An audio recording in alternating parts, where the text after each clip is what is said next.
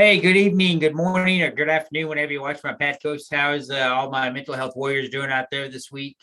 I hope everybody had a great weekend. My weekend was pretty good. Everything went as planned, as good as can go as planned.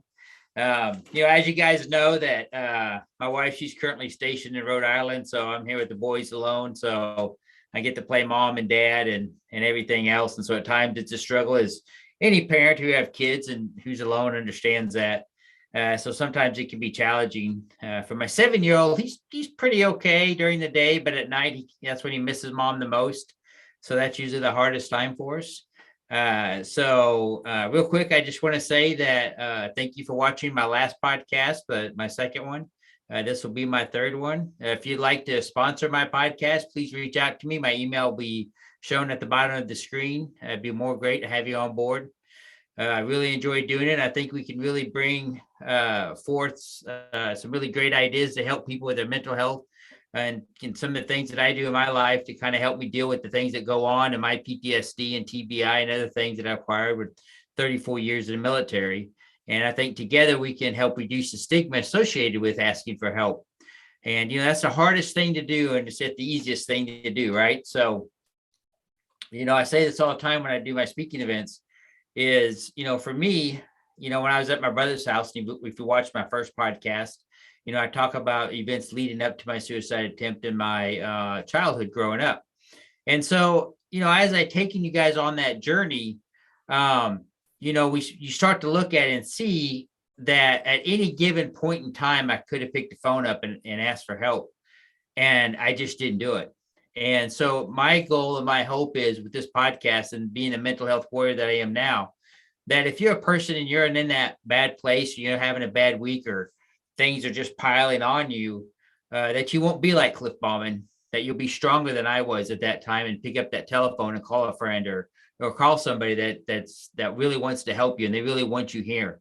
I say this all the time, I understand what it's like, not to want to see the sunlight or not to want to see the dark or the moon or anything, just don't want to deal with it no more. And I get that. I've been there and I totally understand it. But also, as I went through my path and my story that I'm telling, I'll tell part 3 tonight. I realized that, it can be so much better once you get that help and feel that big weight being lifted off your chest. It's just a great feeling. And, I don't want to say that every day that I have is great days. I still have bad days and good days, talking about, not necessarily the best experiences in my life. It does weigh on me sometime and I get mentally wore down and tired. But I know myself well enough that I know when I need to take a break or step back and say, okay, I just need to take a breather right now. And that's okay. And there's nothing wrong with that. I do a lot of speaking events in August, September, October. For me, I normally take the whole month of November off, just kind of let myself reset and relax and just kind of rewind and kind of recharge my batteries. And I think that's something important that we need to understand, and especially as men, right? Because we're all, gun ho, nothing's going to hurt me, nothing's going to bother me. And you just got to realize that, sometimes it's okay to take that moment or take that break or, I say this all the time, is you need to find something or time or place or space where you can just kind of unwind and decompress and take things down a notch or two. It's interesting. I had to drink water. It's so anybody that's ever deployed, you guys will understand this. So I remember when I was coming out of Iraq and we were redeploying our aircraft through Kuwait, about 60 days, get them on the ship and all that and getting ready to go back to the States. And I was picking up the air crew in a bus and I'd shuttle them, from the airport, either to the barracks or down to the port. And, one thing I realized is the longer I was in Kuwait, of course, I had time to kind of decompress and I just wasn't so ramped up all the time, right? That was starting to come down. And what I saw with the air crews and the crewmen and everybody coming back out of Iraq, they were that ramped up, they were like this. And I had already gone down to here because I'd, been doing it for 30 days by that time. And it really made me realize that, you can get ramped up very quickly and not even realize it. And that can happen in real life. You don't have to be at war. I mean, you could be at work and, work's really busy now. You got a lot of people out or a lot of people quitting or, the vaccine mandate got a lot of people to, quit their jobs and maybe shorthanded. And things may be going bad at home or, just like I went through. I talked about on December 20th, my son breaking his arm, then all of us getting sick and still having to go to his surgery and things. And so it's my goal with this podcast that when all that stuff just piles on you, you'll think for a moment and said, you know what, I learned something from Cliff Bauman on the Mental Health Warrior that, it's okay to feel overwhelmed at time. It's okay to feel like everything's crashing down around you. And it's okay to just step back and reassess what's going on and try to make adjustments to make things better. I'm not going to say it's always going to be easy, but I think it's something that you have to work on. It's one thing with PTSD, when you get all that stress and you're not sleeping good at night and things aren't going the way you think they should go. PTSD is kind of like that little assassin in the background, right? Because it's in your mind. And it's just sitting there kind of laying low and just kind of hiding out behind a tree or whatever. And it's just waiting for that moment. And that moment comes, just, pat, jump right on you. And, that's one thing about, post-traumatic stress syndrome. It's in your mind, it's in your brain, it's entrenched in there. And so you have to learn how to deal with those triggers and things when they pop up, and they don't pop up at good times, right? I've never had it pop up at good times. It happened at maybe low times in my life or when things weren't going as well as I thought they should be. And next thing you know, the dreams start creeping in, or, I start thinking about October 3rd, the boat rescue, and I'll spend one podcast talking specifically about that. And that may be my next one. In 2009, when I jumped in the Chesapeake Bay and saved 3 out of 4 fishermen after a boating accident, and a barge hit a small vessel. And I'll go in great detail about that. But it never pops in at good times. And so what I had to learn to do is that when I get stressful and those dreams pop back in, right? So now, last night I wasn't having a good night last night. I was up late and thinking about stuff and I was downstairs in my basement and I just got my new theater system hooked up and I was listening to music and watching a movie and stuff and I just had to kind of reset my mind frame. And that's why I went down there to do that. Because the theater is something that I saved for 2 years and very proud about it, and finally got all the pieces in from being back ordered and stuff. And so I just really went downstairs and kind of sat in there and kind of just enjoyed, something that I had worked hard for. Before that, I was upstairs in another room, just sitting in the dark, having a drink. And so when I started having those thoughts, right, we've all been there, right? Everybody goes to bed in a house and it's quiet and, you're thinking about stuff that went on that day and probably not the good stuff that went on that day. And I just started kind of eking my way down that trail. And I thought, you know what, I'm gonna go downstairs and play in the basement, play the new theater system. And, I text some friends at, Veterans Trash Talk and others and just kind of reset my mind frame and think about things a little bit different. And I think, that's the hardest thing for me to learn to do, was just doing that little technique. As once I start going down that road of thinking of all the negative things, is stop it and turn around and start thinking about something positive. In the military and master resiliency training, they teach us, this gets laughed at all the time, hunt the good stuff, right? And they're like, oh, what's hunt the good stuff? Well, for anybody who doesn't know what that is, they teach you that right before you go to bed. Think about 3 good things that happened to you that day. I don't care how shitty your day was or how effed up it was. I guarantee you 3 good things happened. And the science behind that is just kind of set your mind into a more positive mindset before you go to sleep. Well, for me, I don't know when I'm going to sleep, right? So I think about hunt the good stuff all the time. And so just like yesterday when I was sitting in that dark room and was kind of having those not so good thoughts and just kind of reflecting on the podcast that I have on Monday with Lynn on, Throat Pup Mondays and how we're going to do that show. And then of course, my podcast the next day, and just thinking about all the things that I want to talk about and not talk about. And then I start thinking about 9/11 and the boat rescue and all those things started happening. And it just started taking me down a road at that point I didn't want to go down. So, I pulled out, I hunted the good stuff and I went downstairs and enjoyed my theater room. And it can be something as simple as that. just something to kind of tweak your mindset so you don't always thinking about the negative of the day and think a little bit about the positive. And before I get into part 3 of my story, I just kind of wanted to talk about that a little bit and the importance of, if you're having a bad day that's going on, just try to think about something good and try to maybe rethink your thinking. There for a long time, I would write my stuff down. I don't write it down so much anymore. I just use it in thoughts in my head. But if you can't do that, you can always write it down. And I know when I wrote it down, I would often go back and relook, at the things that brought me joy and happiness. We all have cell phones, right nowadays. And, I got a picture of my son. You saw it right there.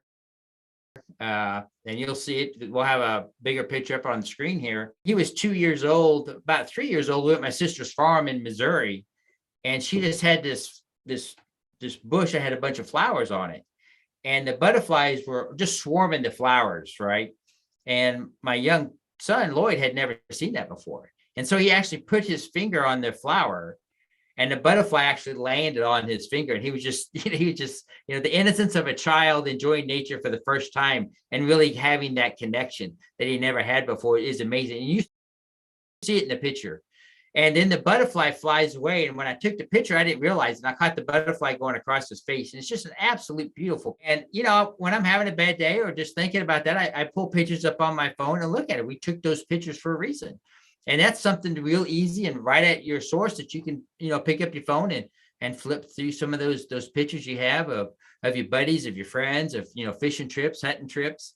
It's kind of funny. I went hunting at my buddy's place, and I talked about this before, but everybody who watched the Squid Games, I bought the outfit for one of the guards for the Squid Games. And I'll show the picture.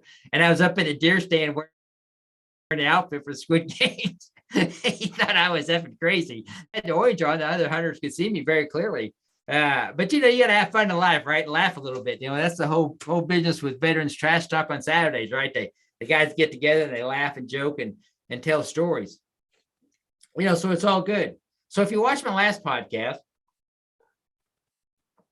I talked about, I was in the hospital waking up, and, as well as I do, that if you attempt suicide, you have to go and stay in a state-run mental ward or go somewhere safe where you can be evaluated with a psychiatrist or psychologist, therapist, or somebody to make sure you're not going to hurt yourself. And over the 72 hours, they're doing a lot of evaluations. They're talking to you, trying to figure out what happened. Why did you do it? What's going on? They're calling my doctor back, my psychologist back in Virginia, which he was absolutely shocked that I attempted suicide. But remember, I talked about that early on. I lied to him, right? He had no idea how bad I was because I was very good at lying to him, which I know now is the wrong thing to do. And so, as you're going through those evaluations, one thing that I realized when I stepped out of that ambulance from the emergency room at Truman Medical Center, and it was only like 2 blocks away, but you had to ride an ambulance over there. And that ride cost me $800 in 2002. I remember that. I'll never forget that. 2 blocks, $800. But anyway, so, oh, by the way, you know why it cost $200 or $800? Because I kept it out of the TRICARE system because I didn't want my command to know about it. Right. So I knew somebody's going to ask that question. They're watching this podcast. They're like, well, why did he pay $800? TRICARE should have paid for it. Well, I did something that a lot of soldiers do, sailors, airmen, or whatever. When they're having issues or problems, they go outside the system, which is the wrong thing to do, to get care, because you don't want nobody to know what's going on. Now, mind you, in 2002, and I talked about this before, things were a little bit different in the military. Back then, if you were having mental health issues, they put you on 60-day medical orders, you were evaluated, and then you were pretty much released from active duty, or you were put in a medical hold and then medically boarded out of the service. Of course, I had commanders, and I talk about this, that supported me getting help and was really part of my healing process. So I told them I didn't have insurance. And so I paid for everything. I paid for my stay at Truman. I paid for my stay at the 3 days at the mental health ward. I paid for all that. And obviously on down the road, my command found out about it, my suicide attempt, and that changed a lot of things. But that was after I actually got back into Virginia. And so, I leave the hospital, I'm in the ambulance, and I'm driving over to the medical facility there. And I don't remember what floor it was on, but you're on the gurney, you're naked with the gown on, and you go in there. And I remember that as soon as you walk through that door, it's just like going to prison, right? All the locks locked.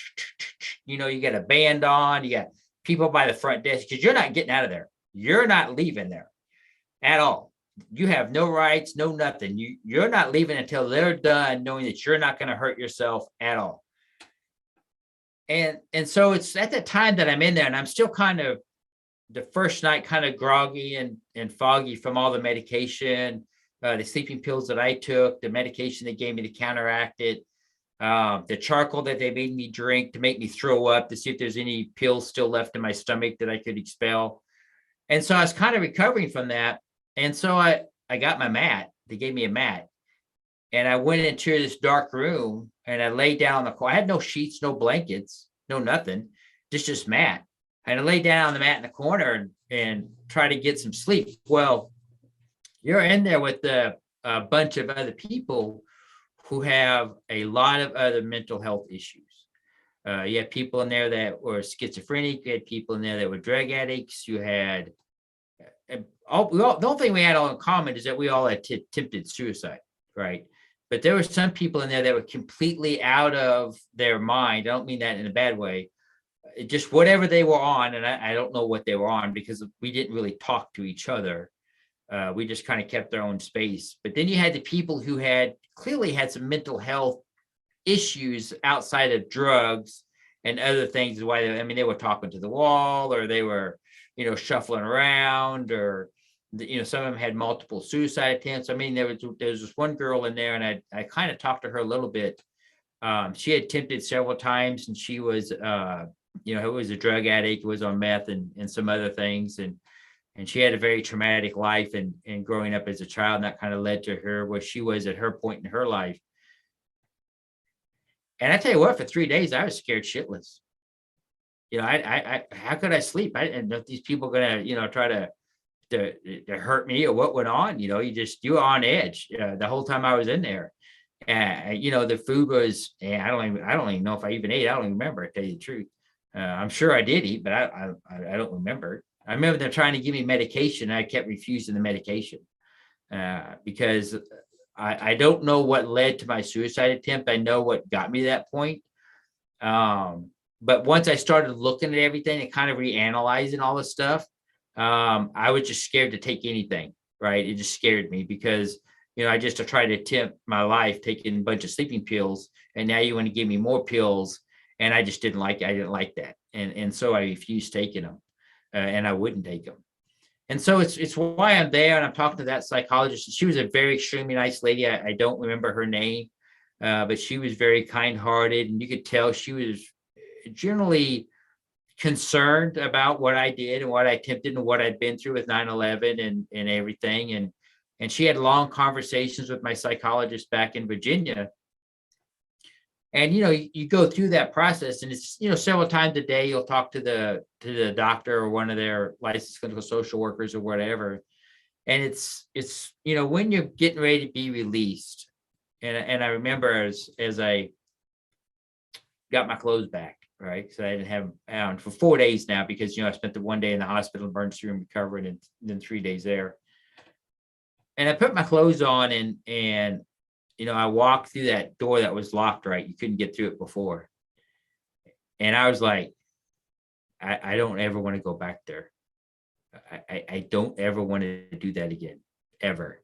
That was probably one of the worst experiences in my life, right? And I no way, but I'm not, no, I'm not going to do it. And so, as I leave the hospital and I walk out of that room, my brother comes and picks me up. And of course, all my family's around me and they're very concerned. And we didn't really talk about it a lot. We didn't talk about my attempt or whatever. I think they had a lot of guilt in not seeing signs, but they shouldn't feel guilty about that because I really didn't give the traditional signs. And that's one of the things that a lot of psychiatrists I've talked to in years since then really wanted to dive into the fact that I just didn't give all those signs and symptoms that somebody normally would give who is suicidal. And there's a very small group of people that are like that. I mean, Whatever happened that night, December 20th, and they call it a coupling effect. All of those things come together, and I can't say that one thing led to the other thing. It just happened, and all those things came together at once.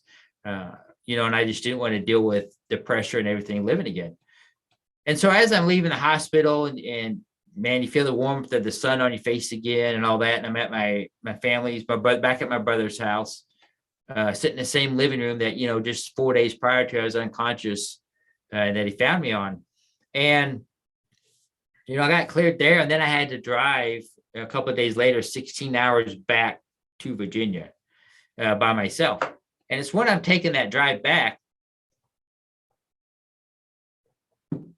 that I really start reflecting on everything, right? Because you're on the road for a long ways. I'm driving into the sun. It's a nice, easy drive going over. I just go right across I-70 and then over to 64 in St. Louis and shoot straight across all the way to Virginia. And it's during that time frame when I really start thinking about 9/11, thinking about the guilt that I had, and just kind of really thinking about going to my therapist and putting my career before myself and all those things I did wrong. And so it's during that drive that I really decided that I wasn't going to do that again, that Cliff Bauman's health and mental health was going to be number one. And whatever happened with my military career happened with it. Because I knew one thing. I did not want to go back to that mental ward again. I did not want to do that. And people always say there was that one moment that really defined them getting better in their mental health struggles, or when he kind of hit rock bottom. And for me, it was spending 3 days in that they state-run mental health ward. And I was going to do everything in my power not to go back there again. And so as I'm driving back to Virginia and I'm reflecting and all that, and I get back to Virginia, and of course I make an appointment, go in and see my psychologist and kind of sit down. Of course, he was a little frustrated with me, right? He's like, "What the fuck, man? What the hell are you doing?" I mean, he was blunt, right? And I looked at him and I said, I'm sorry. I said, I've been lying to you. He probably had a hard time maybe trusting clients after that. I don't know. But I shed a tear or two and just told him, "Brother, I fucked up. I'm sorry. I should have been honest with you about it. And I wasn't. I was scared for my military career, but I don't ever want to go back there again." And so we had a really good session, and a couple of sessions after that were really good. And then, when I go into work, of course, everybody's concerned because, they all cared for me and they all thought I was getting better. And then all of a sudden they find out I attempted suicide, and that kind of eked its way through work. And as I started my recovery step by step, right? Because recovery just doesn't happen overnight. People hear me go out and I talk about it, and I talk about things freely on the podcast and when I do my speaking events. That didn't come overnight. I didn't publicly talk about my suicide attempt till 10 years after. And it was only until I went to Master Residency Trainer School in 2012 at UPenn was the first time I talked about my suicide attempt to a group of people. So even as I was going through my recovery, I never really talked about it, and until then. And it's kind of funny how things happen. People always ask me, how did you get into speaking about mental health and things? And it kind of just fell into my lap. And so anybody who's ever gone to Master Residency Training School, they kind of get you kind of hyped up, right? They teach you all these techniques and how to deal with things, little self-inflection. And so, and I talked about this before, is, when I was at University of Penn, I was a CW4 at that time, or 3, I don't remember. CW3, I was CW3 at the time. That's what happens to get old, right? You forget. and I need to go back to making lists, I guess. And so so I'm at UPenn, and I'm laughing and joking with the guys. We always went out at the bar at night, because hell, what else you gonna do, right? We're staying in a hotel, and literally we're there at a hotel, and you go 2 blocks over, and that's where all the bars, where all the college kids hung out. But it was summertime, so not a lot of college kids were there. I mean, it was just the kids going to summer school and stuff, and some of the bars were always busy, but one bar always had trivia night. So me and a couple of guys would go in there and play trivia. And kind of beat the college kids at this Ivy League school. So it's kind of fun. It was like the hillbillies or whatever our team was called. I don't remember. In the mornings I would get up and I'd run down to the Philadelphia Library down there where they got the Rocky statue, from the movie. Kind of funny story. It's not on top of the stairs anymore because he got in a fight with the and the donors or whatever it was, so they moved it down behind a bush at the bottom. So that, I mean, that's kind of funny. And you go see the Liberty Bell and all that. And so, for a couple of weeks, people really, this is the person who they knew, right? The happy-go-lucky guy. And so Dr. Rivich, who's, he came up with the whole resiliency training process. So I was talking to her off the side because one of the instructors, I had confided in the fact that I had attempted suicide. And so she asked me, if I would be willing, totally my decision, to get up in front of the class and at the end and tell my story. And so I agreed to, and I tell you what, I hardly slept that night because I was all nervous and scared. I wasn't a public speaker. I mean, I could speak in front of people, and I was always a good storyteller. My third grade teacher would tell you that, Miss Gaines. When we had show and tell at school, mine would go on for 15, 20 minutes. I could talk about a raccoon skin or whatever forever. And so, so I get up there and I just talked about my experience in a suicide attempt and kind of went through the story like I had on this podcast. And when I got done, I had 6 soldiers come up to me, and 3 of them had attempted suicide. There was, I think, 2 females and 4 males. I don't remember the exact ratio. And a couple of them, of course, nobody in the unit knew about it, right? So like me, they went outside the network. And so it was the feedback that I got from them, and them really saying, wow, I would never thought that you went through something like this, but you seem like you're doing pretty okay now with it. And so it's when I finished that, graduation UPenn, I went back to work. I was working at headquarters trade-off at that time and in the G3. And so when I went back to work, they were having a meeting, and the G1 just so happened had been contacted by the VA because they're doing the Make the Connection campaign.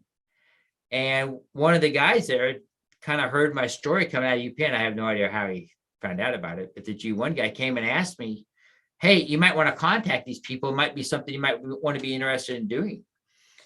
And so I'm like, yeah, sure. I called them up, and they were filming up in DC. I was down at Fort Eustis at the time, which is about 4 hours, drive away, 4.5, give or take traffic. And so I decided to go up and make that video. And so the one thing I talk about, there's always good commanders out there, and there's always bad commanders, right?